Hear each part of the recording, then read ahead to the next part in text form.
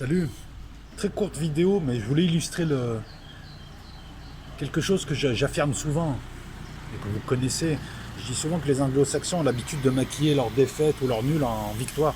Parce qu'ils ont le sens du marketing, puis ils ont surtout le sens du pipeau, quoi, de l'habillage bidon, quoi, de la charlatanerie. Ben, je vais vous donner un exemple simple, la crise de Cuba. Voilà pourquoi il faut faire gaffe aux médias et aller chercher l'info.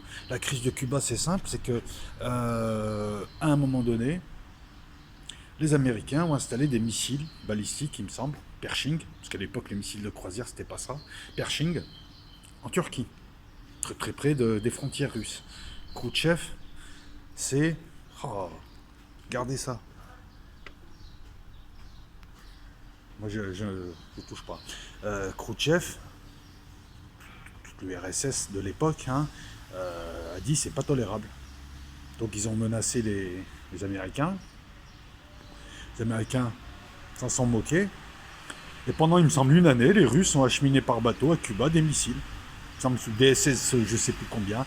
C'est pas très important. C'était juste des missiles à capacité nucléaire, comme les missiles américains, juste à côté de la Floride. Et là, les Américains se sont affolés. Ils avaient fait des observations par le biais de l'U-2, leur avion espion, entre autres. Nous sommes dans les années 60. C'est Kennedy, l'autre gros vilain, là, le tête à claque. Là. Ils ont vraiment des têtes à claque, les Kennedy. Je sais pas, oh, il est beau.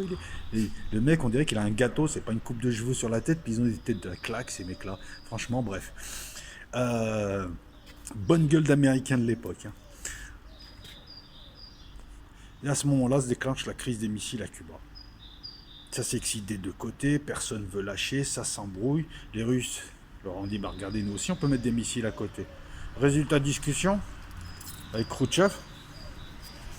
Ça a été hyper médiatisé, tatati, on est au bord de la guerre mondiale et tout ça, alors que bon, moi je pense qu'il y avait encore un peu de marge.